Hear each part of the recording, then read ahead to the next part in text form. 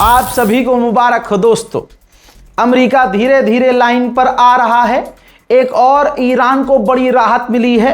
Iran पर जितने इल्ज़ाम लगाए गए और लगाए जाते हैं वो किसी न किसी बहाने से लगाए जाते हैं। तो इराक की एयरलाइंस IRGC के साथ मिलकर काम करती थी, ईरान के साथ मिलकर काम करती थी। तो IRGC को ईरान की टेरर लिस्ट में डाला हुआ था अमेरिका ने और यूरोप ने, और मिलकर कई तरह के बहाने बनाए थे, जिसका बहाना लगाकर ईरान के IRGC के साथ जो इराक की एयरलाइंस काम करती थी, जो जहाज़ की कंपनियां काम करती थी, उन पर अमेरिका ने पाबंदी लगा रखी थी। आज वो पाबंदी अमेरिका ने हटा दी है, यानी थूक कर अमेरिका ने चाट लिया है। ये भी आप नहीं समझ सकते, लेकिन ईरान की ये बहुत बड़ी जीत है। ये बात बिल्कुल क्लियर है, तमाम दुनिया वालों को पता चल चुका है कि अमेरिका के हथियार ख़त्म हो चुके हैं।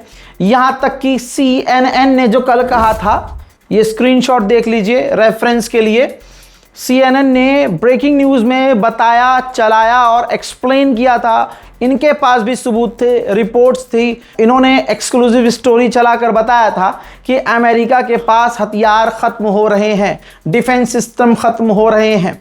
अब इससे इतना डोनाल्ड ट्रंप प्रशासन से बिलबिलाया है कि डोनाल्ड ट्रंप प्रशासन ने CNN की उस रिपोर्ट को शेयर करके कहा कि CNN दुश्मन की तरह काम कर रहा है, झूठ फैला रहा है। मोहतरम हजरात, देखिए मोहम्मद बिन सलमान कैसा भी हो, फटी तो उसकी भी चड्डी है।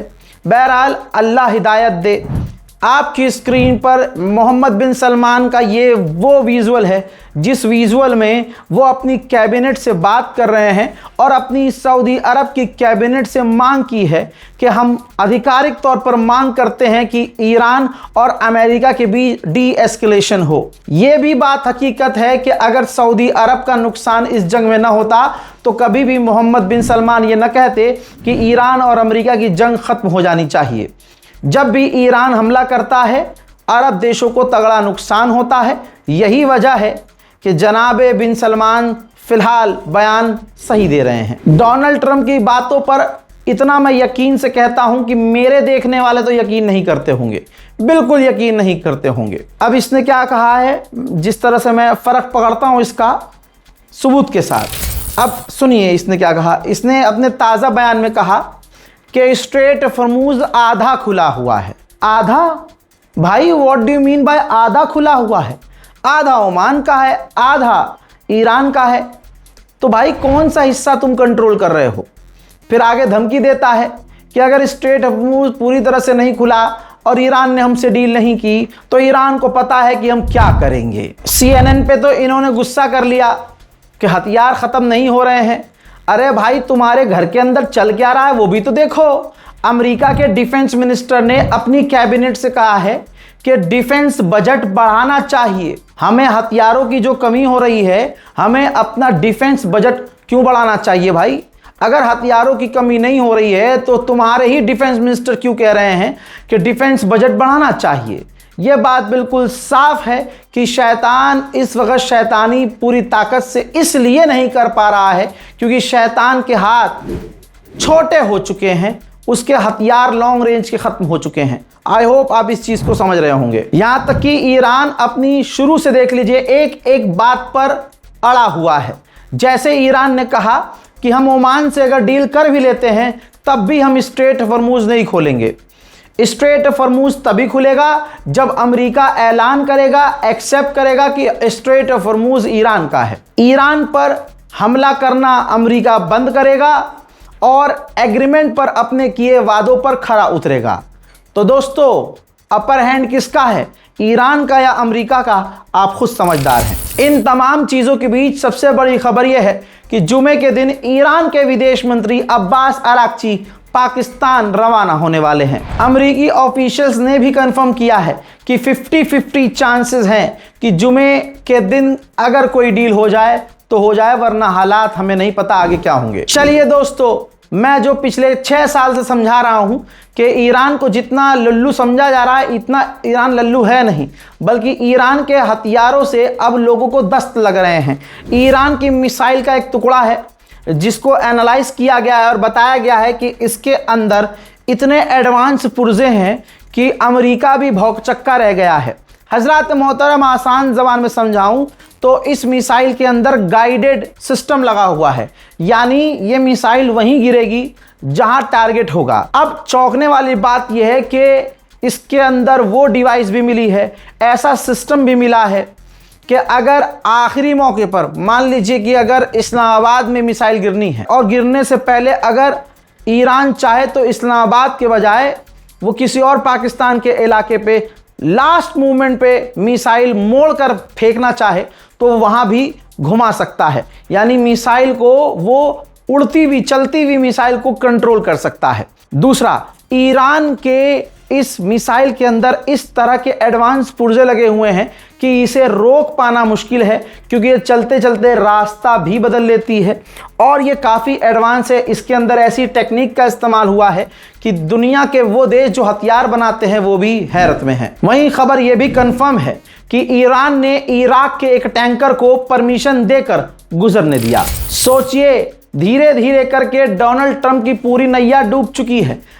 आज 88% अमरीकियों ने ये माना है, ये रिपोर्ट आ चुकी है, 88% अमरीकियों ने माना है कि ईरान की जंग को लेकर डोनाल्ड ट्रंप के जो गोल थे वो पूरे नहीं हुए हैं, यानी डोनाल्ड ट्रंप ईरान के आगे हार चुका है। वहीं ईरानियन ऑफिशियल ने कंफर्म किया है कि हमारे ईरान में किसी चीज़ की कोई कमी नहीं है, ना होगी। ये तमाम ईरान के लोग ध्यान रखें।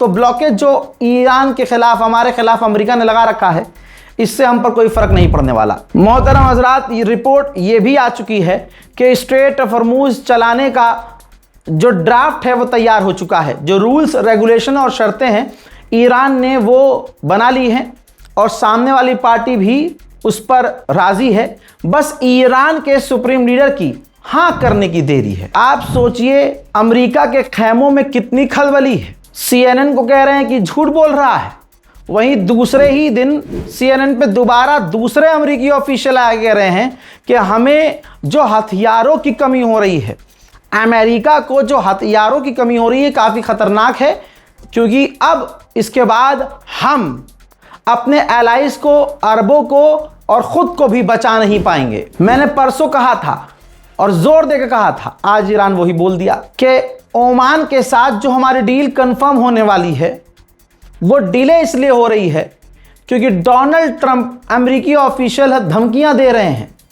धमकियों के साथ डील नहीं हो सकती। ईरान के राष्ट्रपति पेजेश्कियान ने कहा कि मुस्लिम वर्ल्ड के लिए फिलिस्तीन का मुद्दा ज़रूरी है, इसलिए हम इस्लामिक ब्रदरहुड को और फिलिस्तीन को सपोर्ट करते रहेंगे।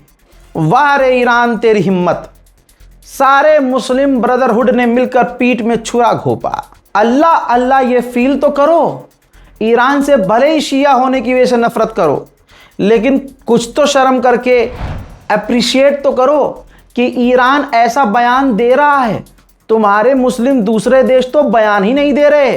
तुमने ईरान को धोखा दिया, अरबों ने ईरान पर हमला किया, इसराइल और अमेरिका का साथ दिया, लेकिन इसके बावजूद पेजेश्कियान कह रहे हैं कि फ़िलिस्तीन का मुद्दा अहम है, इसलिए हम इस्लामिक ब्रदरहुड को सपोर्ट करते हैं, करते रहेंगे। वहीं इसराइल ने एरो 3 एयर डिफेंस सिस्टम का सफल परीक्षण किया है। परीक्षण का यह वीडियो आपके सामने।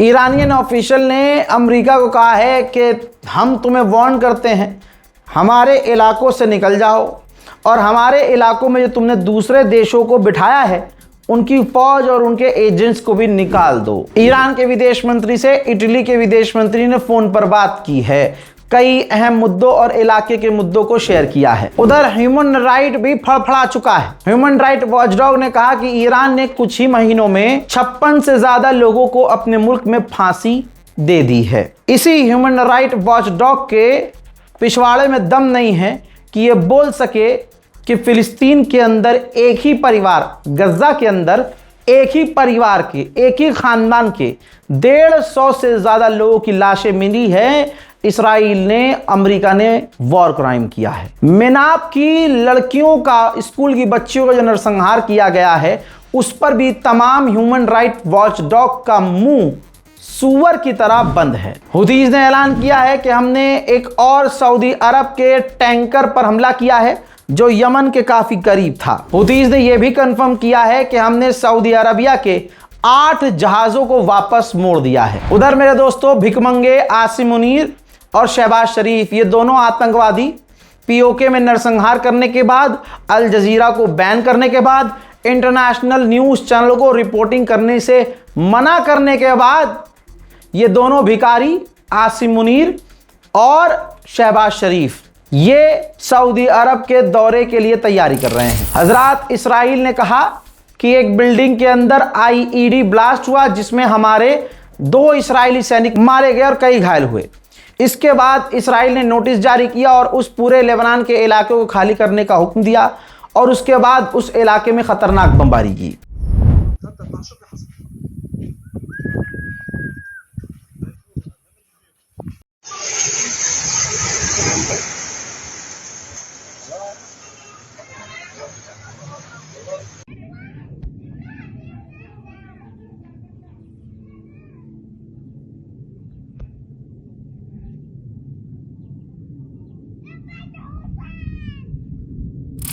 अब इसराइल के इन हमलों में एक जो लेबनीज है उनकी मौत हो गई है, 12 लेबनीज बुरी तरह से घायल हुए हैं, जिनमें से 2 से 3 लोगों की कंडीशन क्रिटिकल है। अमेरिका के राष्ट्रपति डोनाल्ड ट्रंप ने मांग की थी कि मैं हिजबुल्लाह से डायरेक्ट बात करना चाहता हूं।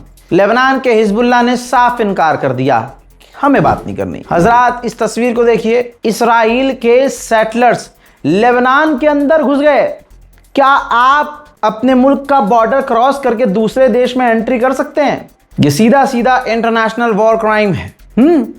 जैसे तैसे इसराइल की फौज उन सेटलर्स को लेबनान से पकड़कर गाड़ी में इज्जत से बिठाकर वापस इसराइल लेके गई। ईरान के राष्ट्रपति ने कहा कि दुश्मन का प्लान था कि ईरान पर 2 दिन में कब्जा कर लें, जैसा उन्होंने कब्जा सीरिया में किया, जैसा वेनेजुएला में किया। लेकिन तमाम चैलेंजेस के बाद भी हम आज भी डटे हुए हैं। ईरान के राष्ट्रपति ने यह भी कहा कि मैं कितना भी सोच लूं, मुझे लॉजिक आज तक समझ में नहीं आया कि सबसे ज़्यादा हमारे कमांडर्स और सबसे ज़्यादा वैज्ञानिकों को कत्ल किया गया।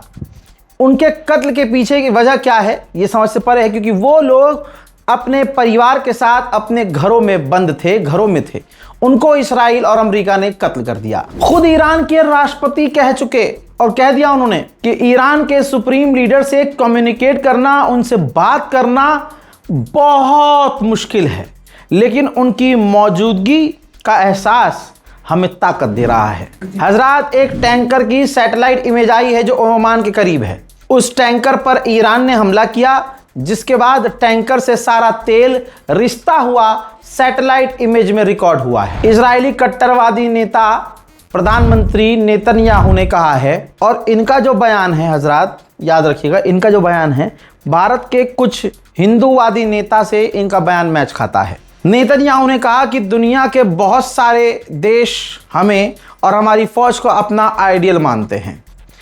मुझसे कई दुनिया के लीडर्स ने कहा है कि आपकी फौज के हम कायल हैं, हमारी फौज आपकी फौज को फॉलो करती है, और हम दोस्तों पूरी दुनिया में ऐसे वाहिद अकेले हैं इजराइलीज और हमारे आईडीएफ के फौजी जो इस्लामिक रेडिकल से, कट्टरवाद से हम अकेले लड़ रहे हैं और पूरी दुनिया को बचा रहे हैं। नेतन्याहू ने आगे जहर उगलते हुए कहा कि हम फिलिस्तीन स्टेट बनने नहीं देंगे क्योंकि वो हमारे खिलाफ हैं, हमें ख़त्म करना चाहते हैं। आप कब तक अरबों को अपने वालिद समझेंगे, इस्लाम का रहबर रहनुमा समझेंगे? दोस्तों, सऊदी अरब के अंदर जेरूशलम को लेकर, फिलिस्तीन को लेकर एक समिट हुआ, मीटिंग हुई।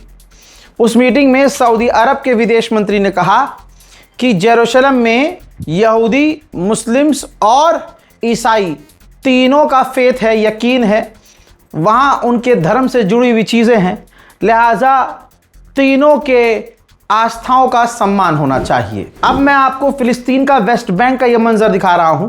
जो पत्रकार हैं, जो नजर आ रहे हैं कि पत्रकार हैं, उनके ऊपर इस्राइल की फौज ग्रेनेड फेंक रही है, आंसू गैस के गोले फेंक रही है। उधर इस्राइल ने इल्जाम लगाया है कि कतर से हमास निकलकर तुर्की रह रहा है और तुर्की में ऑपरेशन कर रहा है। तुर्की के विदेश मंत्री ने जो कहा है वो मेरे दिल की बात है। इसके बाद तुर्की के विदेश मंत्री ने कहा कि हमास ने तमाम अपने वादे पूरे किए।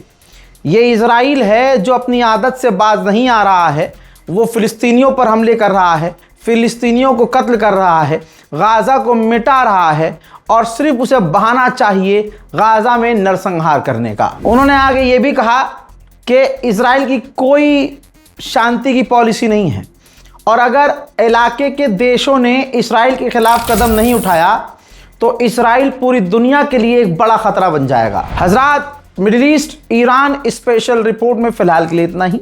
फिलहाल मतलब इतनी लंबी रिपोर्ट है। इस रिपोर्ट को शेयर कीजिए, अपनी राय कमेंट में लिखिए। जय हिंद।